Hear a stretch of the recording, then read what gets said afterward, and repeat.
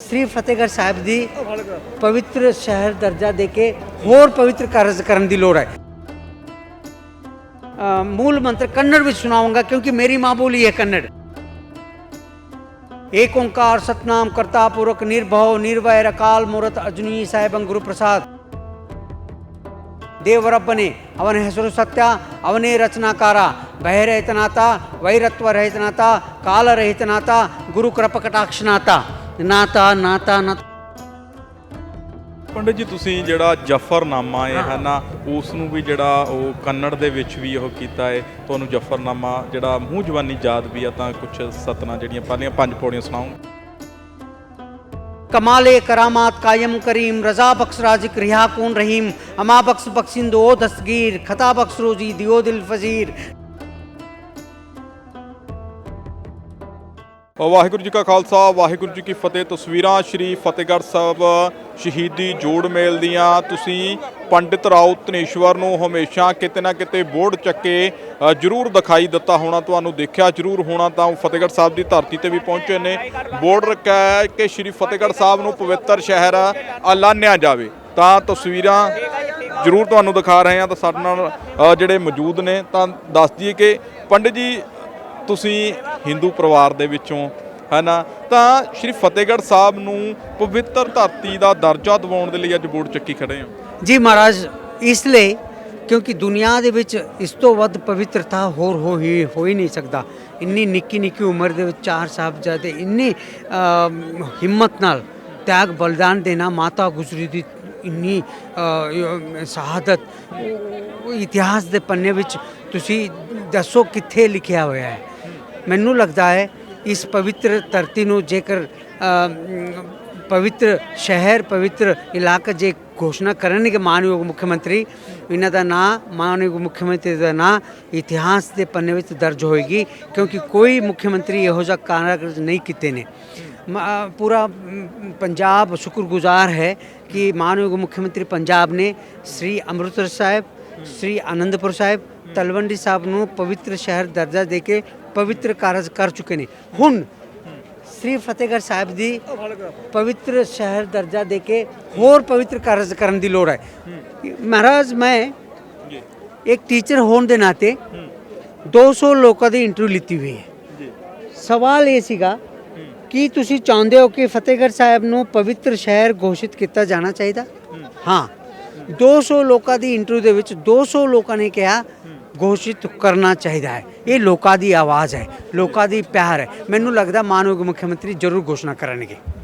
ਤਾਂ ਜਿਵੇਂ ਤੁਸੀਂ ਪੰਜਾਬੀ ਦੀ ਲੜਾਈ ਹਮੇਸ਼ਾ ਲੜਦੇ ਹੋਏ ਨਜ਼ਰ ਆਉਂਦੇ ਹੋ, ਪੰਜਾਬੀ ਭਾਸ਼ਾ ਦੀ ਲੜਾਈ ਲੜਦੇ ਹੋਏ ਨਜ਼ਰ ਆਉਂਦੇ, ਪਰ ਫਿਰ ਵੀ ਪੰਜਾਬ ਦੇ ਵਿੱਚ ਸੜਕਾਂ ਦੇ ਉੱਤੇ ਜੇ ਦੇਖਦੇ ਹਾਂ ਤਾਂ ਉੱਥੇ ਜ਼ਿਆਦਾਤਰ ਅੰਗਰੇਜ਼ੀ ਲਿਖੀ ਹੁੰਦੀ ਆ। ਦੁਕਾਨਾਂ ਦੇ ਬੋਰਡ ਦੇਖਦੇ ਹਾਂ ਤਾਂ ਉੱਥੇ ਜ਼ਿਆਦਾਤਰ ਅੰਗਰੇਜ਼ੀ ਲਿਖੀ। ਜੀ, ਮਾਨਯੋਗ ਮੁੱਖ ਮੰਤਰੀ ਨੇ ਕਿਹਾ ਸੀ ਲਿਖ ਕੇ ਬਕਾਇਦਾ ਕਿ ਸਭ ਤੋਂ ਉੱਪਰ ਪੰਜਾਬੀ ਲਿਖਿਆ ਜਾਵੇ। ਹਾਲੇ ਵੀ ਨਹੀਂ ਲਿਖਿਆ ਗਿਆ। ਮੈਨੂੰ ਲੱਗਦਾ ਕਿਤੇ ਨਾ ਕਿਤੇ ਕੁਝ ਪੰਜਾਬੀ ਲੋਕ ਪੰਜਾਬੀ ਰੋਟੀ ਖਾ ਕੇ ਪੰਜਾਬੀ ਪਾਣੀ ਪੀ ਕੇ ਪੰਜਾਬੀ ਭਾਸ਼ਾ ਤੋਂ ਟੁੱਟ ਚੁੱਕੇ ਨੇ। ਇਸ ਲਈ ਮੈਂ ਇਸ ਪੰਜਾਬੀ ਭਾਸ਼ਾ ਨੂੰ ਸਰ 'ਤੇ ਰੱਖ ਕੇ ਘੁੰਮਦਾ ਹੈ ਲੋਕਾਂ ਨੂੰ ਜਾਗਰੂਕ ਕਰਨ ਲਈ। ਇਸ ਭਾਸ਼ਾ ਆਮ ਭਾਸ਼ਾ ਨਹੀਂ ਹੈ, ਇਹ ਗੁਰੂ ਗ੍ਰੰਥ ਸਾਹਿਬ ਦੀ ਜ਼ੁਬਾਨ ਹੈ। ਜੇ ਇਸ ਨੂੰ ਸਮਝੋਗੇ ਗੁਰੂ ਗ੍ਰੰਥ ਸਾਹਿਬ ਦੇ ਸਿਧਾਂਤ ਨੂੰ ਤੁਸੀਂ ਸਮਝ ਸਕਦੇ ਹੋ। ਇਸ ਲਈ ਮੈਂ ਇਸ ਸਰ 'ਤੇ ਰੱਖ ਕੇ ਮੈਂ ਦੇਖੋ ਮਹਾਰਾਜ, ਮੈਂ ਕਰਨਾਟਕ ਤੋਂ ਆ ਕੇ 35 ਸਿੱਖ ਕੇ ਪੰਜਾਬੀ ਗੁਰਮੁਖੀ ਸਿੱਖ ਕੇ ਜੀ ਸ੍ਰੀ ਜਪਜੀ ਸਾਹਿਬ ਨੂੰ ਕੰਨੜ ਵਿੱਚ ਅਨੁਵਾਦ ਕਰਤਾ। ਇੰਨੀ ਤਾਕਤ ਇਹਦੇ ਵਿੱਚ।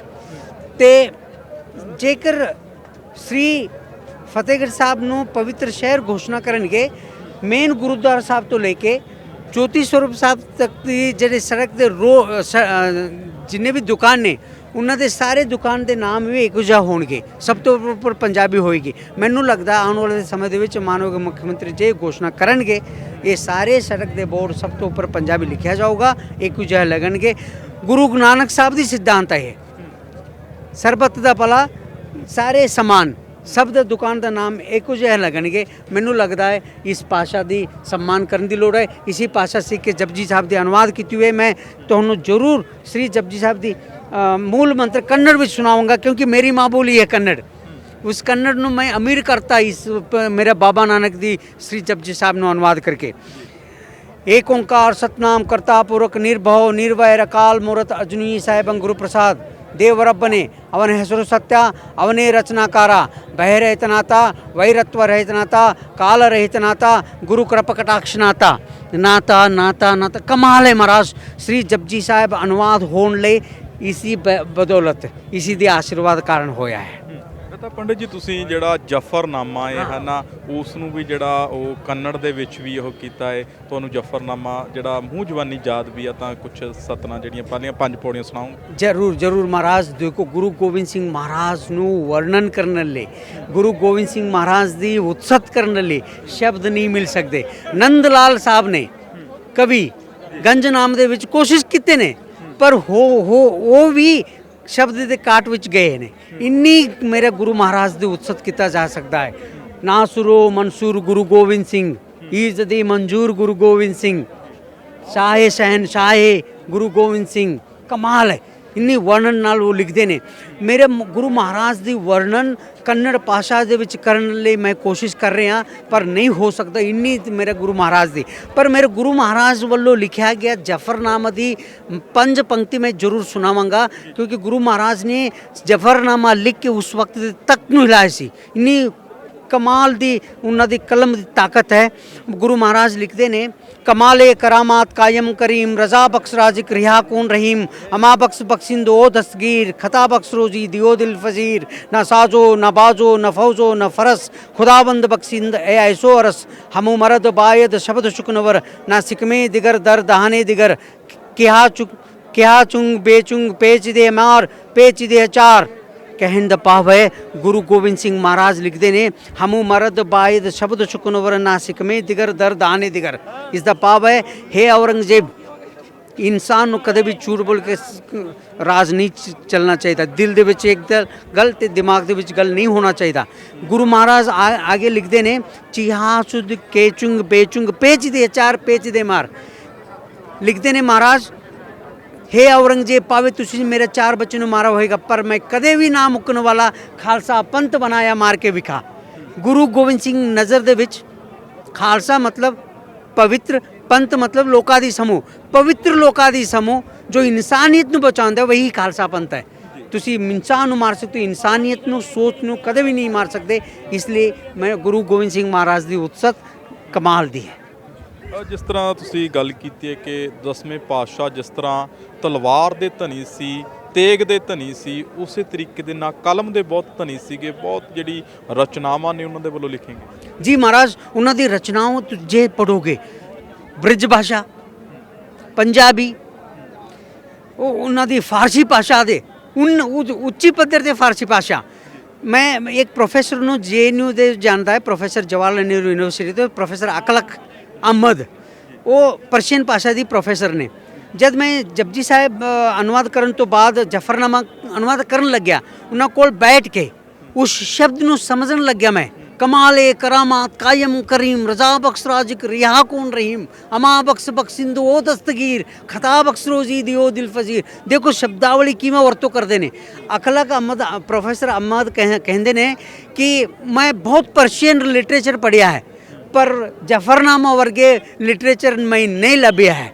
ਇੰਨੀ ਉੱਚੀ ਪੱਧਰ ਤੇ ਪ੍ਰੋਫੈਸਰ ਉਹ ਕਹਿਆ ਕਿ ਇੰਨੀ ਉੱਚੀ ਪੱਧਰ ਤੇ ਰਿਸਰਚ ਕੀਤਾ ਜਾ ਸਕਦਾ ਇੱਕ ਇੱਕ ਸ਼ਬਦ ਨੂੰ ਲੈ ਕੇ। ਨਾ ਸਾਜੋ ਨਾ ਬਾਜੋ ਨਾ ਫੌਜੋ ਨਾ ਫਰਸ, ਖੁਦਾਵੰਦ ਬਖਸ਼ਿੰਦਾ ਏ ਸਰਸ। ਕਹਿਣ ਦਾ ਭਾਵ ਇਸ ਪਰਮਾਤਮਾ ਨੂੰ ਇੰਨੀ ਉੱਚੀ ਪੱਧਰ ਤੇ ਵਰਣਨ ਕਰਨਾ ਗੁਰੂ ਗੋਬਿੰਦ ਸਿੰਘ ਸਾਹਿਬ ਵੱਲੋਂ ਸਿੱਖਣਾ ਚਾਹੀਦਾ, ਉਹ ਵੀ ਉਹਨਾਂ ਕਲਮ ਵੱਲੋਂ।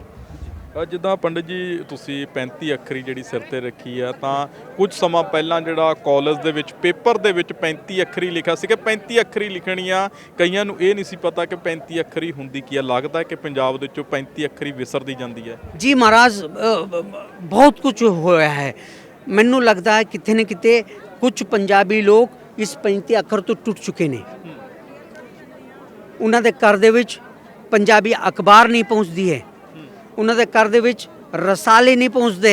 ਦੱਸੋ ਮੈਨੂੰ ਕੋਈ ਮਸ਼ਹੂਰ ਰਸਾਲੇ ਦੱਸੋ ਪੰਜਾਬ ਦੇ ਵਿੱਚ ਛਪਣ ਵਾਲੇ ਘਰ ਘਰ ਪਹੁੰਚਦੀ ਹੈ? ਨਹੀਂ ਹੈ। ਮੈਨੂੰ ਦੱਸੋ ਇੰਨੀ ਅਮੀਰ ਭਾਸ਼ਾ ਪੰਜਾਬੀ, ਇੰਨੀ ਰੂਹਾਨੀਅਤ ਭਰੀ ਭਾਸ਼ਾ ਪੰਜਾਬੀ, ਸਿਰਫ 1.5 ਗਿਆਨਪੀਠ ਪੁਰਸਕਾਰ ਕਿਉਂ? ਇੱਕ ਨੂੰ ਮਿਲਿਆ ਅੰਮ੍ਰਿਤਾ ਪ੍ਰੀਤਮ ਨੂੰ ਪੂਰਾ। ਉਸ ਤੋਂ ਬਾਅਦ ਪ੍ਰੋਫੈਸਰ ਗੁਰੂ ਦਇਆਲ ਸਿੰਘ ਸਾਹਿਬ ਨੇ ਸ਼ੇਅਰ ਕੀਤੇ ਨੇ ਕਿਸੇ ਨਾਲ, ਹੋਇਆ ਸਿਰਫ 1.5। मेरा सवाल ये महाराज, इन्हीं अमीर पाशा ਲਈ सिर्फ 1.5 ही ज्ञानपीठ पुरस्कार क्यों? मेरी जबकि मेरी कन्नड़ भाषा ਲਈ 8 ज्ञानपीठ पुरस्कार जित चुके हैं, 8 टोटल, सब तो ਵੱਧ। क्योंकि कर्नाटक के लोग किताब खरीद के पढ़ते हैं, लेखक दी सम्मान करते हैं, करदे विच अखबार खरीदते हैं, रसाले पढ़ के पढ़ते हैं, लेखका दी सम्मान करते हैं। इसलिए ਉੱਚੀ ਪੱਧਰ ਤੇ ਉਹ ਕੰਨੜ ਭਾਸ਼ਾ ਦੀ ਉન્નਤੀ ਹੋਇਆ ਹੈ। ਪੰਜਾਬੀ ਭਾਸ਼ਾ ਤੋਂ ਟੁੱਟਿਆ ਹੈ ਲੋਕਾਂ ਨੂੰ ਜਗਾਉਣ ਲਈ ਮੈਂ ਇਸ ਸਰ ਤੇ ਰੱਖ ਕੇ ਘੁੰਮਿਆ ਮਹਾਰਾਜ। ਪੰਜਾਬ ਦੇ 22 ਪਿੰਡਾਂ ਨੂੰ ਉਜਾੜ ਕੇ ਵਸਣ ਵਾਲੇ ਚੰਡੀਗੜ੍ਹ ਦੇ ਵਿੱਚ ਪੰਜਾਬੀ ਭਾਸ਼ਾ ਦਾ ਨਾਮੋ ਨਿਸ਼ਾਨਾ ਮਿਟਾ ਗਿਆ। ਇਸ ਲਈ ਮੈਨੂੰ ਲੱਗਦਾ ਕਿਤੇ ਨਾ ਕਿਤੇ ਮਾਨਯੋਗ ਮੁੱਖ ਮੰਤਰੀ ਪੰਜਾਬ ਕੋਸ਼ਿਸ਼ ਕਰ ਰਹੇ ਨੇ, ਸਾਰੇ ਨੂੰ ਰਲ ਮਿਲ ਕੇ ਸਰਕਾਰ ਨਾਲ ਤੁਰ ਕੇ ਇਹ ਪੰਜਾਬੀ ਭਾਸ਼ਾ ਦੀ ਉન્નਤੀ ਲਈ ਕੰਮ ਕਰਨ ਦੀ ਲੋੜ ਹੈ।